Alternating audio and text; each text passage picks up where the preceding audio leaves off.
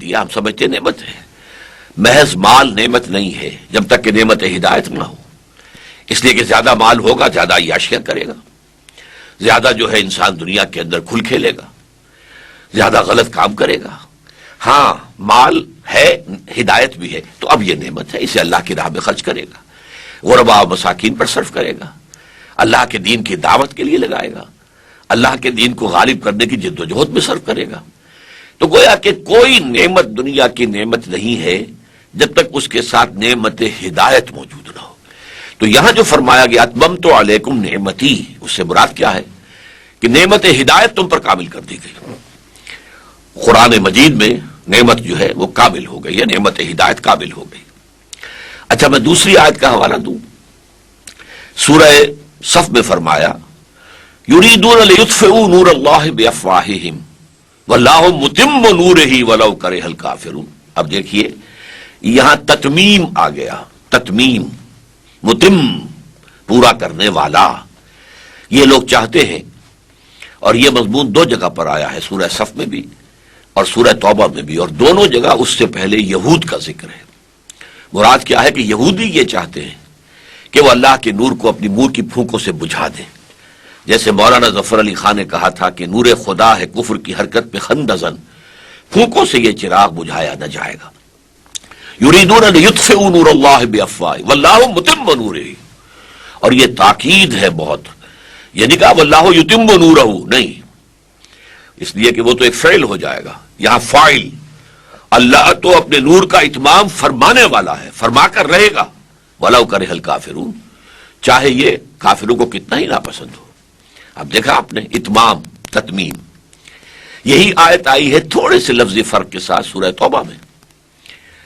یریدون ان یطفئوا نور اللہ بافواہہم، یا لام کی بجائے ان آ گیا. ویابی اللہ الا ان یتم نورہ، اور اللہ کو ہرگز منظور نہیں ہے مگر یہ کہ وہ اپنے نور کا اتمام فرمائے، نور کی تکمیل کرے. ولو کرہ الکافرون، چاہے یہ کافروں کو کتنا ہی ناگوار ہو. اب یہ اکمال، تکمیل، اتمام، تتمیم، اور اسی طرح حضور کی ایک بڑی پیاری حدیث ہے انما بعثت لأتمم مکارم الاخلاق. مجھے تو اس لیے بھیجا گیا ہے کہ اخلاق کی جو اچھائیاں ہیں، اعلیٰ اخلاق، عمدہ خلق، میں اس کی تتمیم کر دوں. اتمم، یہ بھی تتمیم سے ہے، لأتمم مکارم الاخلاق، تاکہ میں اخلاق کی بلندیوں کو مکمل کر دوں. یعنی یہ کہ اخلاق حسنہ تو تمام انبیاء کے تھے، اور بعض اعتبارات سے ہر ایک جو ہے وہ بہت نمایاں ہے. حضرت ایوب علیہ الصلوۃ والسلام کا صبر، حضرت ابراہیم علیہ السلام کا صدق، آپ بولتے جائیے. لیکن یہ کہ تمام انبیاء میں جو بھی مکارم اخلاق تھے وہ سب جمع ہو گئے ہیں بڑے حسین توازن اور اعتدال کے ساتھ ذات محمدی علیہ صاحب الصلوۃ والسلام میں. انما بعثت لأتمم مکارم الاخلاق. تو یہ آیات جو ہیں اور یہ حدیث نبوی یہ اشارہ کر رہی ہے اس بات کی طرف کہ اصل میں جو فضیلت ہے وہ اکمال دین اور اتمام نعمت ہدایت کی ہے. یہ تکمیل نبوت و رسالت کے مظہر ہیں، اور اصل میں نبی اکرم صلی اللہ علیہ وسلم کی فضیلت اسی بنیاد پر قائم ہے.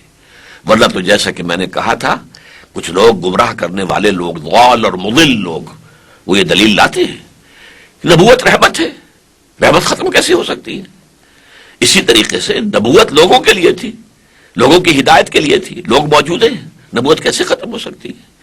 اسی طریقے سے نبوت جو ہے وہ اللہ تعالیٰ کا ایک انعام ہے لوگوں کے لیے، وہ کیسے ختم ہو سکتا ہے؟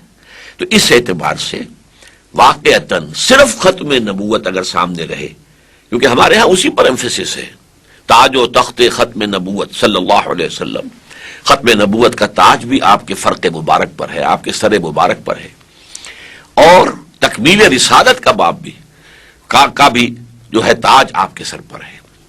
اب یہاں میں ایک بات تھوڑی سی اور واضح کر دوں، نبوت اور رسالت میں فرق کیا ہے. دیکھیے اس پہ اگرچہ بہت سی گفتگویں لوگوں نے کی ہیں. بعض کا خیال ہے کہ رسول وہ ہوتا ہے جو نئی شریعت لے کر آئے، اور نبی وہ ہوتا ہے جو نئی شریعت نہ لائے. بعض کا خیال ہے کہ رسول وہ ہوتا ہے جو کتاب لائے اور نبی وہ ہوتا ہے جو کتاب نہ لائے.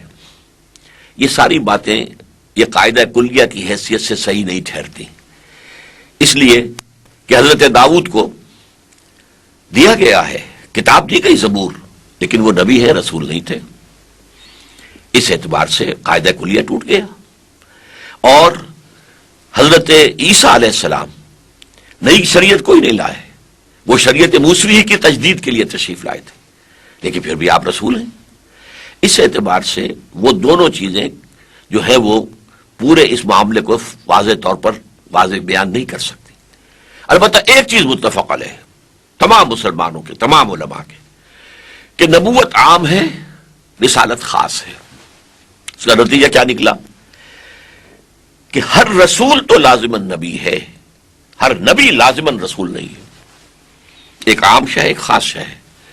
نبوت عام ہے اور رسالت خاص ہے.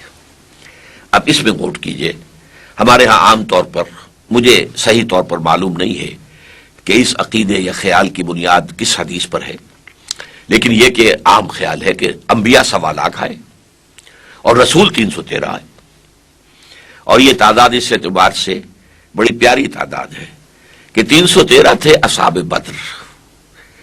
گویا کہ رسولوں کی تعداد اگر یہ صحیح ہے تو اس کے مطابق حضور کے ساتھی تھے جنگ بدر میں. اور حضور کا جو خطبہ ہوا ہے، خطبہ حجۃ الوداع، اس میں 1.25 لاکھ آدمی تھے، 1,24,000. اور یہ گویا تعداد مطابقت رکھتی ہے انبیاء کی تعداد سے. بہرحال اب آپ سوچئے کہ جو شخص نبی بھی ہے رسول بھی ہے، جیسے کہ محمد رسول اللہ، قرآن میں آپ کو یہ بھی کہا گیا یا ایھا النبی لما تحرم ما احل اللہ لک تبتغی مرضات ازواجک. اے نبی آپ کیوں حرام ٹھہرا رہے ہیں اپنے اوپر وہ شے جو اللہ نے حلال کی ہے اپنی بیویوں کی رضا جوئی کے لیے؟ اسی طرح یا ایھا النبی اذا طلقتم النساء فطلقوهن لعدتهن. اے نبی آپ اپنے ساتھیوں سے کہہ دیجئے کہ جب تم لوگ اپنی بیویوں کو طلاق دو تو وہ عدت کے حوالے سے دو. یہ نہیں ہے کہ بس طلاق دی اور معاملہ ختم ہو گیا، وہ عدت اس کے بعد رہے گی. یہاں آپ کو یا ایھا النبی کہا، یا ایھا النبی انا ارسلناک شاہدا ومبشرا ونذیرا وداعیا الی اللہ باذنہ وسراجا منیرا. پھر یا ایھا الرسول بھی آتا، یا ایھا الرسول بلغ ما انزل الیک من ربک وان لم تفعل فما بلغت رسالتہ. اے رسول جو کچھ آپ کے پاس بھیجا گیا ہے، پہنچایا گیا ہے اللہ کی طرف سے، نازل کیا گیا، اسے پہنچا دو. اگر آپ نے کوئی کوتاہی کی، معاذ اللہ ثم معاذ اللہ، امکانی طور پر اگر آپ نے اس میں کوئی کمی کر دی تو آپ نے حق رسالت ادا نہیں کیا. تو آپ نبی بھی ہے رسول بھی ہے. اب آپ کی شخصیت مبارکہ میں نبوت اور رسالت کا کیا تعلق ہے؟ اس میں جو بات میرے نزدیک بہت زیادہ عام فہم ہے اور معاملے کو سلجھا دیتی ہے، ابھی تک میں دونوں ہتھیلیوں کو یوں جوڑ رہا تھا، اب یوں جوڑ رہا ہوں. نبوت کا رخ اللہ کی طرف ہے. اللہ سے لینے والی شے نبوت ہے. وحی آ رہی ہے، وحی آ رہی ہے، وحی انبیاء پر بھی آتی تھی، رسولوں پر بھی آتی تھی.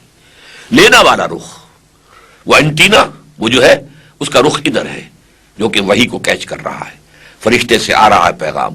اور یہ رخ دینے والا ہے، پہنچانے والا ہے. اسی لیے جاؤ، آپ کو معلوم ہے کہ کوہ حرا پر بھی حضور کو نبوت تو عطا کی گئی. نبوت تو آپ کی پیدائشی آپ نبی تھے، عالم ارواح بھی نبی تھے، لیکن نبوت ظاہر ہوئی. لیکن رسالت ابھی شروع نہیں ہوئی. رسالت شروع ہوئی جب آپ کو یہ حکم آ گیا کہ یا ایھا المدثر قم فانذر وربک فکبر. اے لحاف میں لپٹ کر لیٹنے والے صلی اللہ علیہ وسلم، کھڑے ہو جاؤ، کمر کس لو اور لوگوں کو خبردار کرو کہ مرنے کے بعد اللہ کے حضور میں اپنے خالق اور مالک اور پروردگار کے حضور میں پیش ہونا ہوگا، جواب دہی ہوگی. اور اے نبی اللہ کی کبریائی کا اعلان کرو، اللہ کی کبریائی کو دنیا میں قائم کرو. یہ رسالت ہے. تو گویا کہ جب کہ سورہ علق کے ابتدائی 5 آیات نازل ہوئیں تو یہ آغاز ظہور نبوت تھا. ابتدائی نبوت نہیں، پھر نوٹ کر لیجئے، نبی پیدائشی نبی ہوتا ہے لیکن ظہور ہوتا ہے اس کا. جیسے آم کا درخت آم ہی کا ہے، پودا بھی تھا تو آم ہی کا تھا، ایک وقت میں وہ درخت میچور ہوتا ہے، اس پر آم لگتا ہے.